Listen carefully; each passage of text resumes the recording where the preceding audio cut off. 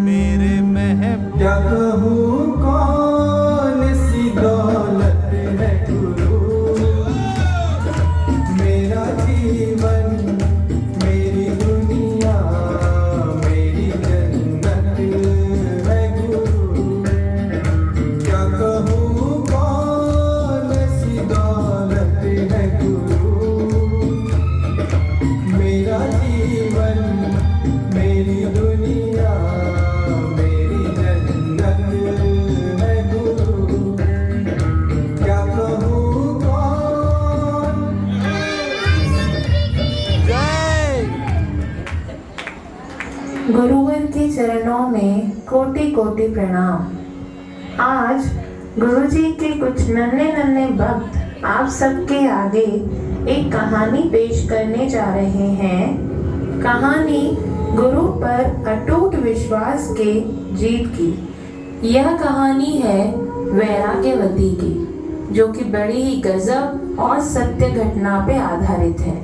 वैराग्यवती भगवान कृष्ण की परम भक्त है। दिन रात भक्ति में रहती है। भगवान को कभी भोग लगाती, कभी फूलों की माला पहनाती, कभी पूजा करती, कभी भजन कीर्तन करती, कभी मंदिर जाती। बस दिन रात भक्ति में लगी रहती है।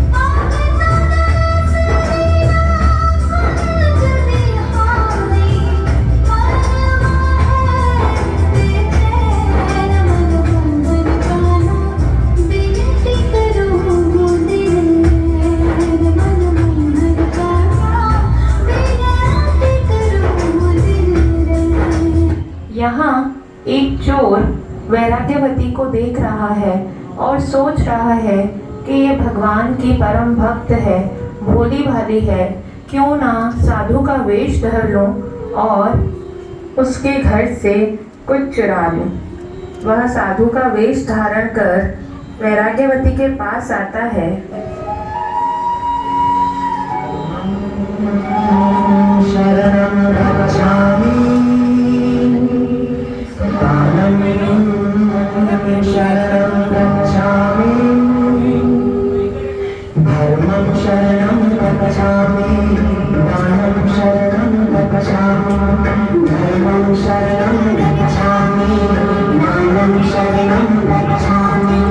दया धर्म से भले कर्म से, दया धर्म से भले कर्म से वे स्वर्ग में धरती।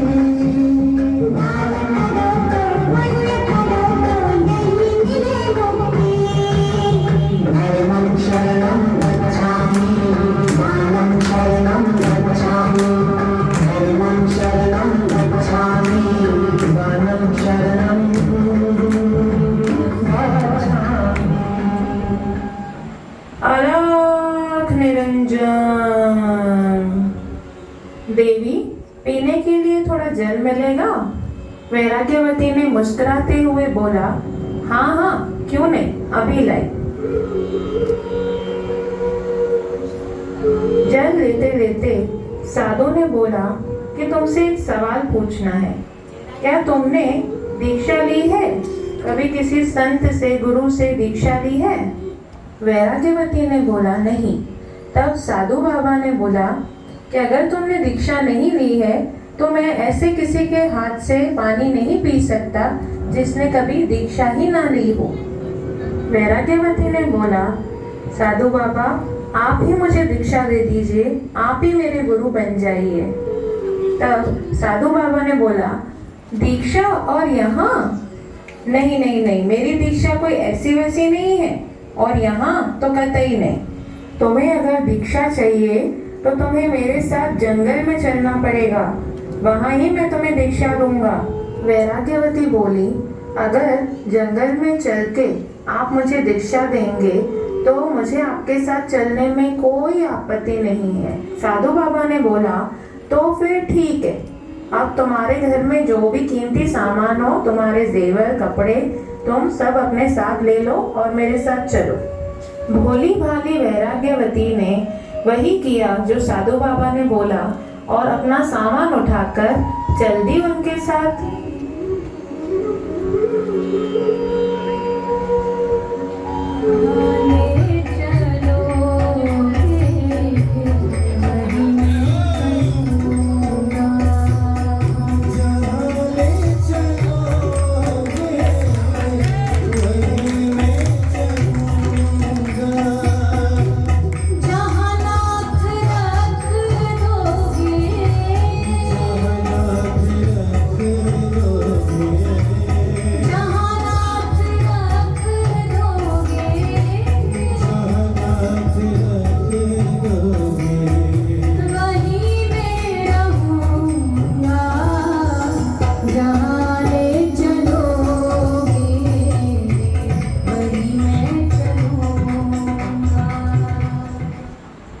साधु बाबा और वैराग्यवती जंगल में पहुंचते हैं।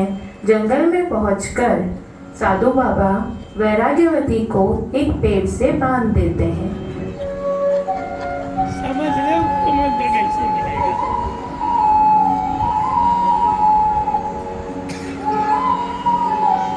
और कहते हैं, मैं तुम्हें अभी यहाँ बांध के जा रहा हूँ, तुम्हें 7 दिन के बाद आके खोलूंगा और दीक्षा दूंगा, पर याद रहे इससे पहले कोई भी आए तो तुम उससे ये खुलवाना मत।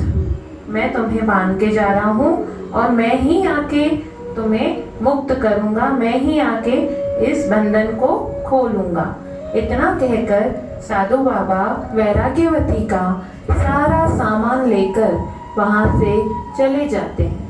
यहाँ वैराग्यवती के पिता को बड़ी चिंता सता रही है कि इतनी रात हो गई, अभी तक मेरी बिटिया घर नहीं लौटी, और वे अपनी बिटिया को ढूंढने निकल पड़ते हैं।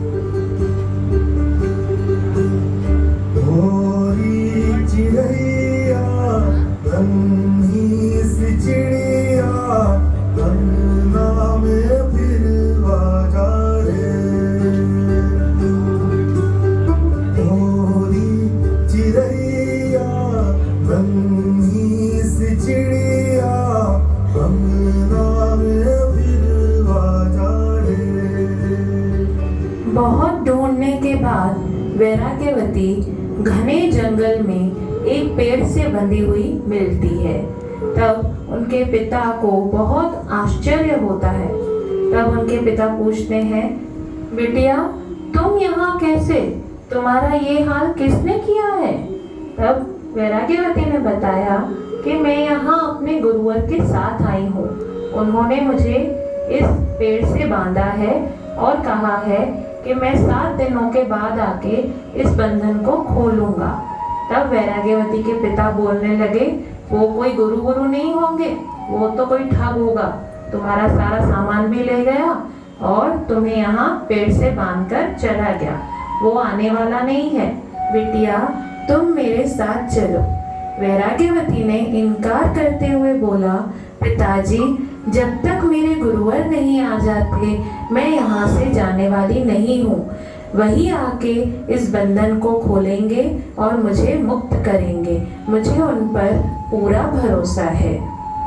वैराग्यवती के पिता के लाख समझाने के बाद भी वैराग्यवती नहीं मानी और उनके साथ वापस नहीं लौटी, और वैराग्यवती के पिता हार कर वहाँ से लौट जाते हैं। वैराग्यवती अपने गुरु का सिमरन करने लगती है।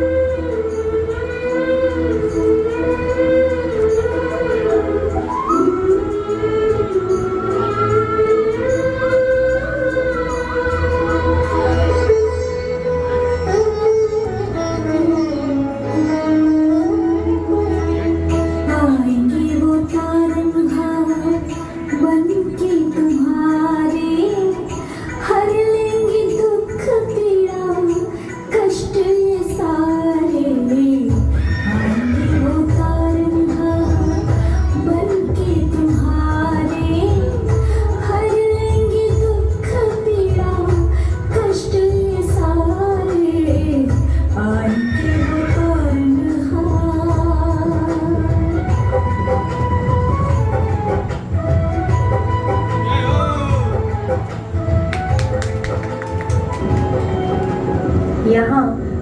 भगवान कृष्ण भी बड़े ही चिंतित हैं। वे भी अपनी उस भक्त को याद कर रहे हैं जो दिन रात उनकी भक्ति में लगी रहती थी।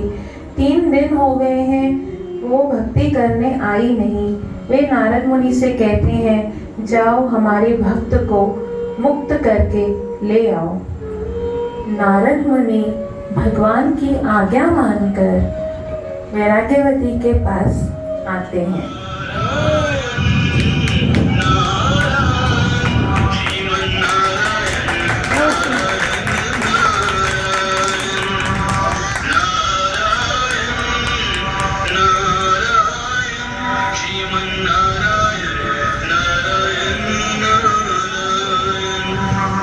नारद मुनि को देखकर वैराग्यवती हाथ जोड़कर प्रणाम करती है और कहती है, मेरे धन्य भाग जो मुझे आपके दर्शन हुए। नारद मुनि ने कहा, पुत्री तुम भूखी प्यासी इस बंधन में बंधी हुई हो, चलो मैं तुम्हें यहाँ से मुक्त कर देता हूँ, तुम मेरे साथ चलो। तब वैराग्यवती ने कहा, नहीं नहीं नारद मुनि, मेरे गुरुवर कह के गए हैं कि वही आके मुझे इस बंधन से मुक्त करेंगे। मैं उनका इंतजार करूंगी, वो आएंगे और मुझे यहाँ से मुक्त करेंगे और मुझे दीक्षा भी देंगे। तब नारद मुनि ने कहा कि वो तो कोई ठग था जो तुम्हें ऐसे बांध के चले गया, वो तुम्हारा गुरु नहीं था। तब वैराग्यवती ने कहा, मेरे गुरुवर की ही कृपा है जो मुझे आपके दर्शन हो गए। क्या बात है? आपके दर्शन कराने वाले ऐसे गुरुवर और कहाँ मिलेंगे। नारद मुनि के बहुत समझाने के बाद भी वैराग्यवती उनके साथ नहीं गई। नारद मुनि वहाँ से वापस लौट जाते हैं। भगवान कृष्ण को वैराग्यवती की और भी ज्यादा चिंता सताने लगी है।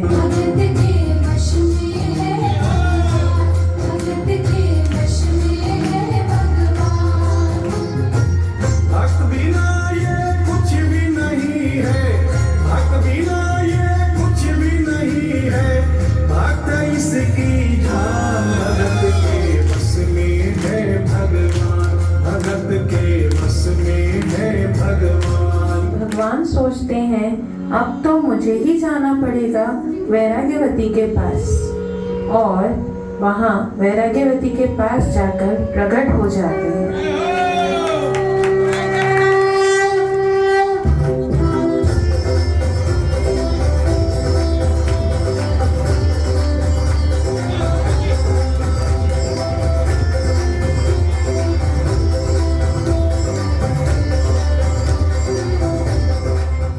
भगवान को देखकर वैराग्यवती बहुत खुश होती है और हाथ जोड़कर प्रणाम करती है।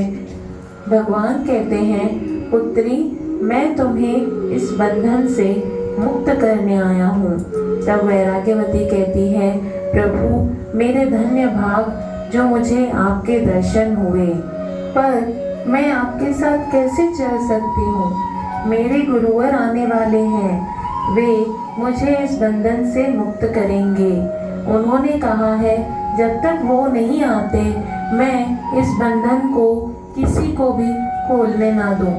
इसलिए प्रभु मुझे क्षमा करिए, मेरे गुरुवर आएंगे वही मुझे इस बंधन से मुक्त करेंगे। वैराग्यवती भगवान के समझाने से भी ना समझी। तब भगवान को उसकी चिंता होने लगी, क्योंकि वैराग्यवती की हालत और भी ज़्यादा बिगड़ने लगी थी।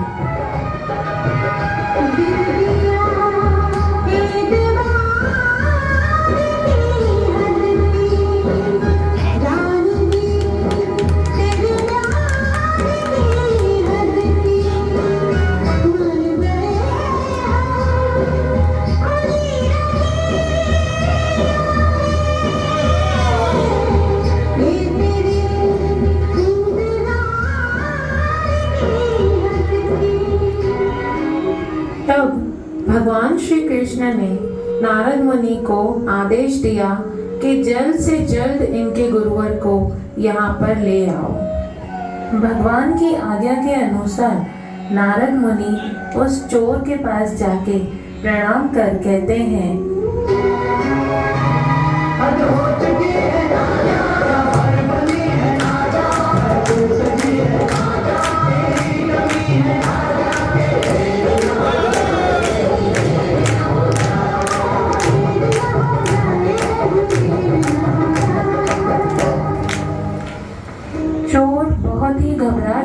हैं कि नारद मुनि और मुझे लेने आए हैं, वो डर डर के उनके साथ चलने लगता है। दोनों जब जंगल में वैराग्यवती के पास पहुंचते हैं, तब भगवान श्री कृष्ण कहते हैं, आइए आइए गुरुदेव, अब अपने शिष्य को अपने बंधन से मुक्त कर दीजिए। वह चोर डरते डरते अब वैराग्यवती को खोलता है।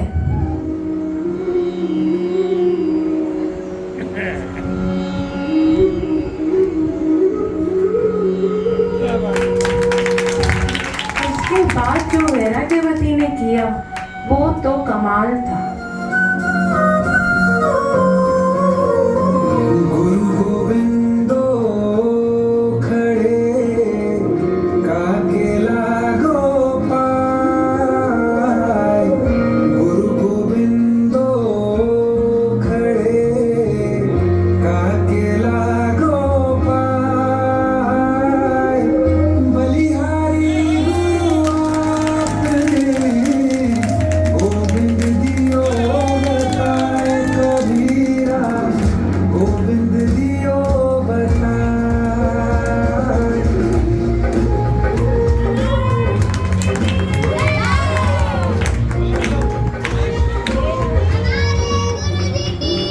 तो ऐसे वैराग्यवती के विश्वास की जीत होती है। वैराग्यवती ने तो एक अनजान इंसान के ऊपर विश्वास किया तो उसे भगवान के दर्शन हो गए। पर हम तो अपने गुरुवर को बहुत अच्छे से जानते हैं। हमें अपने गुरु पर आंखें बंद कर कर कोई सवाल जवाब किए बिना विश्वास रखना चाहिए, क्योंकि गुरुवर की हर बात में कुछ न कुछ राज छुपा होता है, हमारा भला छुपा होता है। फिर देखिए हमारी जिंदगी में क्या क्या चमत्कार होते हैं। तो बोलिए गुरुदेव भगवान की जय।